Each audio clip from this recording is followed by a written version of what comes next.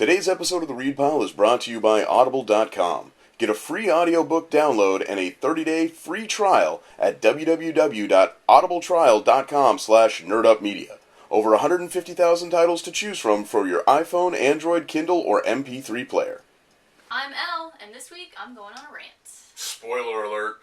And I am the Sussman, Rick Sussman, and this week I'm probably going to have to talk her down from a bell tower. But you are watching The Read Pile. It's the week of October 14th, and here's some comic book news you can use. New York Comic Con has wrapped up. We have learned everything we are going to learn about New York Comic Con. It is over. The one thing we learned that is affecting you specifically is that our favoritist Batman artist of the last 45 issues in a row, well, not quite in a row, but of the last 45 or so issues, Greg Capullo is leaving Batman on a hiatus, potentially indefinitely, it is not said, not reported, after issue 51. L. It's very upsetting. Well, I mean, you fell in love with this team, and it's really depressing to see he's going to be venturing off. It is important to note that he'll be doing a creator-owned thing with Mark Millar. We think it's actually kind of cool. Have you ever cared about an artist this much before, honestly? No. Did it ever matter to you in the past? This is important. Did it ever matter to you in the past who was drawing your comics? Well, it did. I mean, the thing is, you know, I do like the artwork and all that. There are some times where I was reading a new comic and I could not read anymore because I couldn't stand the artwork. Like, I just couldn't get past it. And I would just up and didn't care about the storyline anymore. So, anyways, yes. But he's a big timer, and I've loved too many things that he has written. And with combination of Scott Snyder and the writing, it's absolutely fantastic. They were perfectly melded together. The only thing that's making this okay is that Snyder has spoken about it. Scott Snyder, he was the one who broke it to us. He reached out and he said, it's okay. It's okay. I know he watches our show, and this is really creepy. Anyway, it's okay. Oh god. Not the way I envisioned meeting Scott Snyder. I did. I've been following Greg's artwork since the days of Spawn. I have all of those books in Creech and a lot of his other creator-owned stuff. I think it's cool, but I too am sad because this is, I mean, that's the Capullo look right there. That's the Capullo Batman. Or Capullo. I'll never say his last name. Greg. I'm going to call you Greg for now. We're on a first name basis. I get it. It is depressing, but I think the more depressing part, well, maybe not the more depressing part, but a depressing part of this is that now you're left with the unknown. Like, who's going to do this? Well, we've already seen Jacques drew issue 44. There's plenty of great artists out there. It's just we're so used to this, and we nerds do not handle change well. However, it's true. I do have to put a pin in this because we have a billion books to review this week, so we'd better get to it. Yada, yada, yada. Time for comic book reviews. Starting up, Batmite. So, Batmite. Oh, Batmite. Summary of this issue. Pretty much we have Batmite is meeting this group of outcast of heroes, this little team, and he decides to amp them up so they can go against Gridlock, and they're trying to save a lost pilot of a sci-fi show. Yes, because if we have already learned with Batmite, Gridlock is an uber nerd, and he has to have everything to himself. So, it's a kooky little storyline, and I don't know. I guess I wasn't really in the mood for Batmite this week. But it was cute. It was the same old Batmite kind of vibe. And interesting enough, though, we do find out that there is somebody very far spy watching him, and they don't like what he's doing on Earth. So I'm sure that is what is going to be happening in the next issue. Moving on, we have Starfire. So, Starfire, we are on issue 5, and she continues to just try to create this life for herself. Now she's on Earth, she's in Key West, and she's meeting all these people that she has fallen for as friends and wants to be essentially like family, really.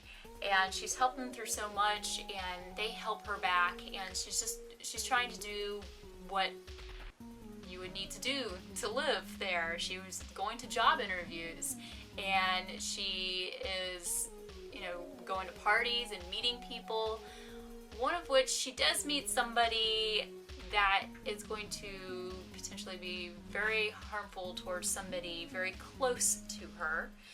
And in addition to that, we still have, which has been mentioned in a past issue, somebody on the way from a different planet to come probably do some very bad things to her.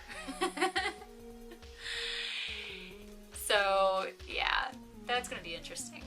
It's pretty much never ending for her, and you feel bad for her because she just wants to help, and she loves animals, and that's all she just wants to have fun and find this place on Earth. But at the same time, you do get a little glimpse about how she's missing home. Kind of depressing. Poor thing. Moving on to ladies. Bombshells. So, issue 3. I'm not sure if I have a lot to really say about Bombshells. Yes, the war is continuing. The whole idea is it's World War II, and all these characters are coming together, all female characters. To me, I feel like it's slowly coming together. And it's not, I understand, yes, you want to see where they're coming from, and the idea of them coming together, and you're going to see how they fit together as the Bombshells. That's a good way to do the story. But there's so many different characters that you're trying to draw in together. I think that's where it's feeling like it's drawn out and pulled apart a little bit. And I'm starting to lose interest. And I will say this, I've already mentioned it, I hate the Joker's daughter. And when I get to the pages where I see her face, I want to rip them out and burn them. I know. I'm not crazy.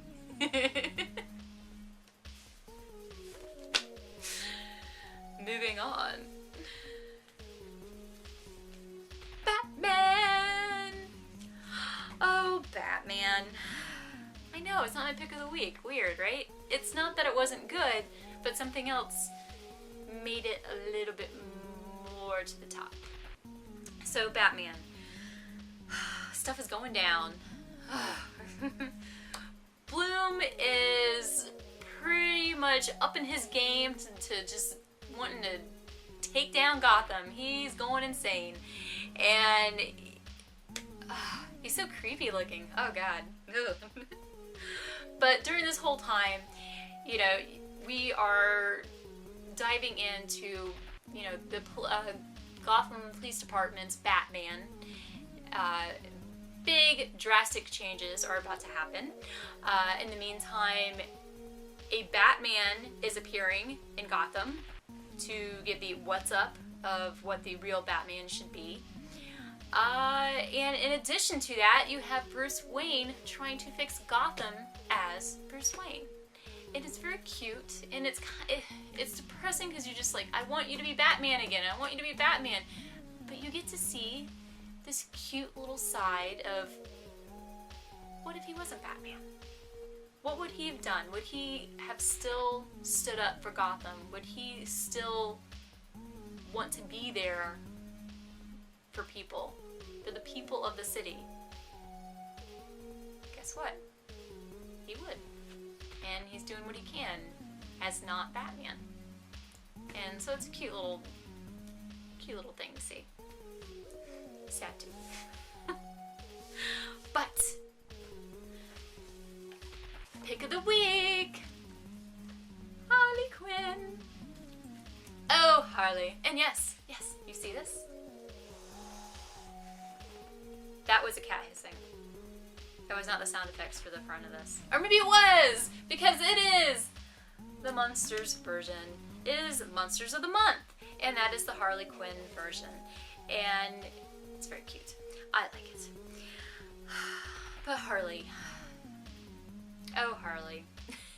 The rescue mission kind of went a little wrong at the end of the last issue. So pretty much Deadshot shows up. He's all upset because he was supposed to be the one going and saving this girl and bringing her back from California. He's not too happy about it. He shows up. Don't worry. He fixes the situation to get his money's worth. Let's just say there's a lot of killing in this issue. A lot of killing. But I think the funniest part is the fact that she is still able to fix everybody's issue. Everybody's issue in the end is being resolved, and she gets to have a topless massage, and she's enjoying herself, and basically you find out in the end she's not quite done with California. The reason this was my pick of the week, though, it seems like a vague review, but the fact is I saw, it feels like in this issue, the writing for her character has changed a little bit.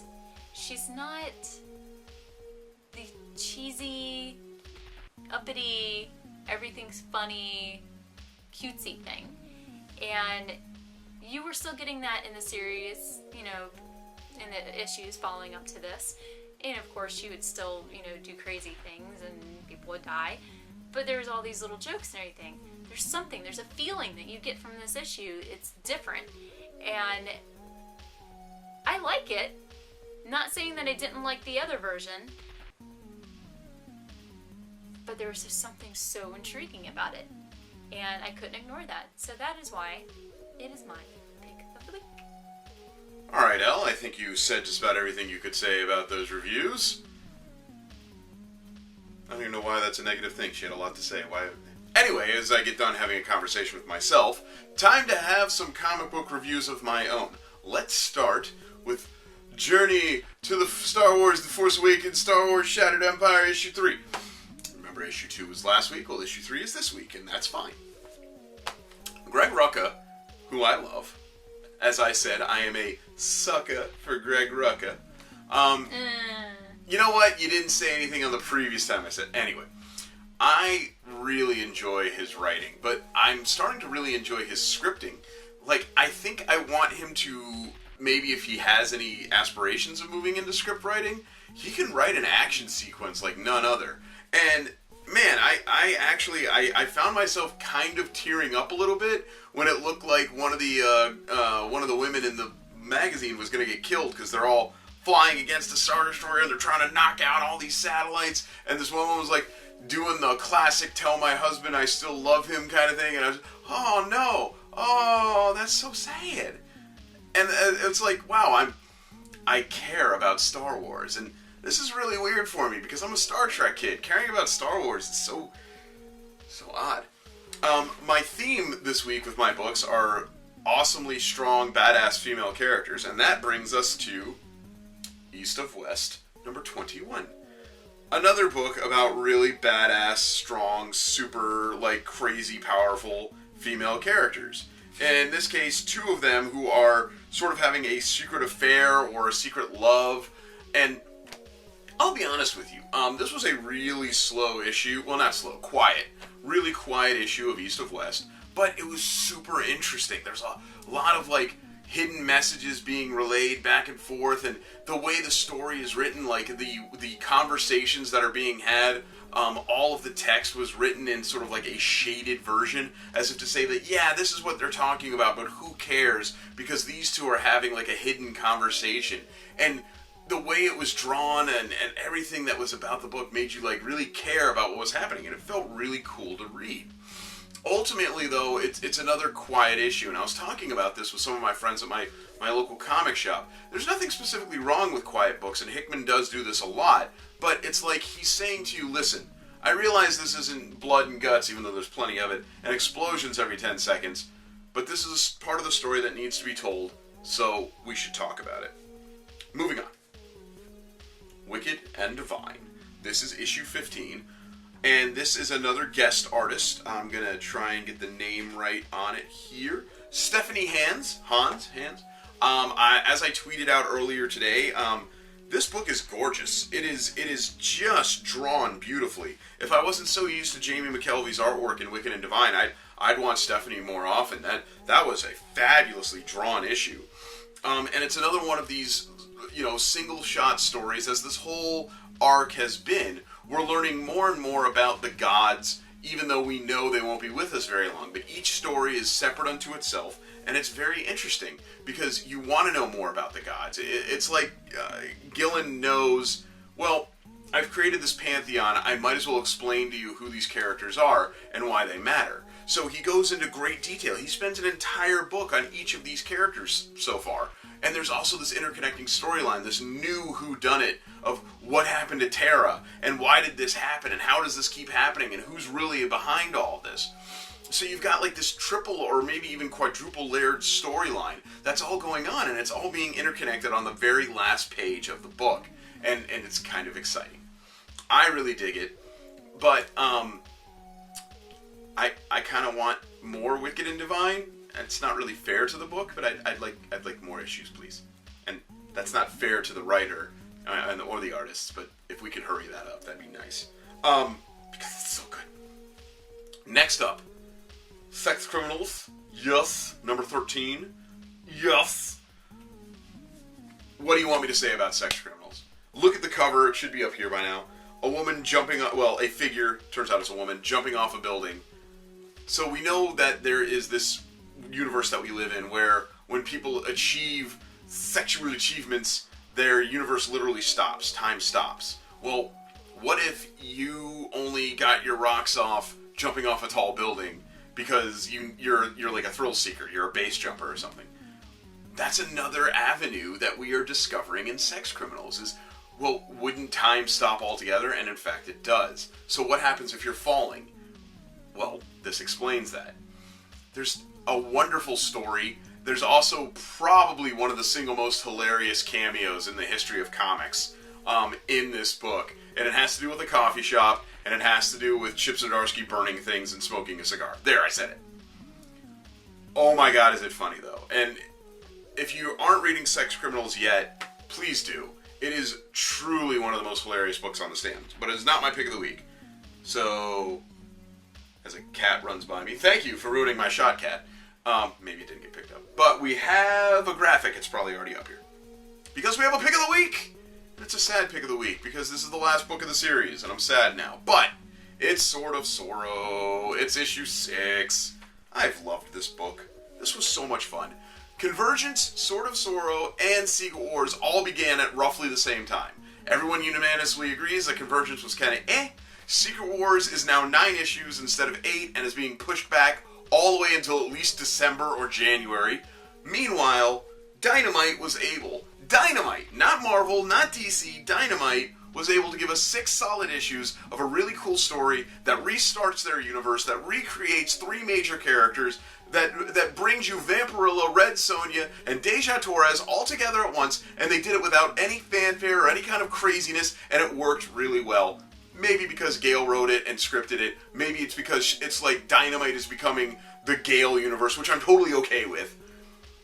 Or maybe it's just because it was a solid book every month that didn't need a lot of hype. It just needed to come out on time. And it did. And it made me incredibly happy. And I'm actually probably going to keep following Vampirilla and Red Sonja into the new universe. Because if this is how they're going to be written, with this kind of sly, tongue-in-cheek, almost winking at the camera style, man, I want more of that. And I'm sad to see this book go. But that's why it's my pick of the week.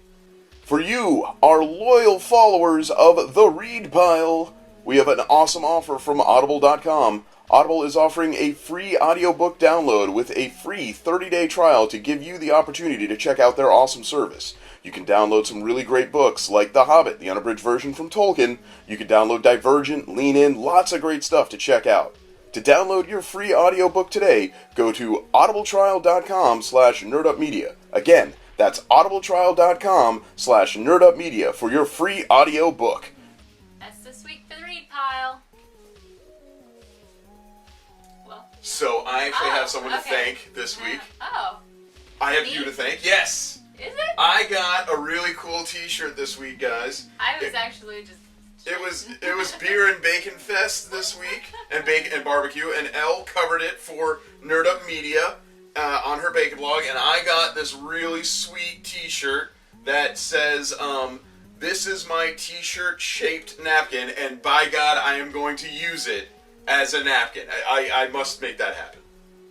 Thank you. I do what I can. It was free. I spun a wheel.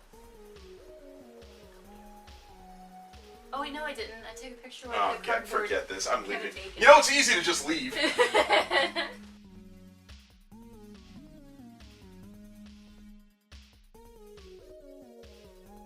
Sir, how did you like the show? I know you're new. Did you like the show? Did you care? Sir? We need your input, sir. That's a bad sign.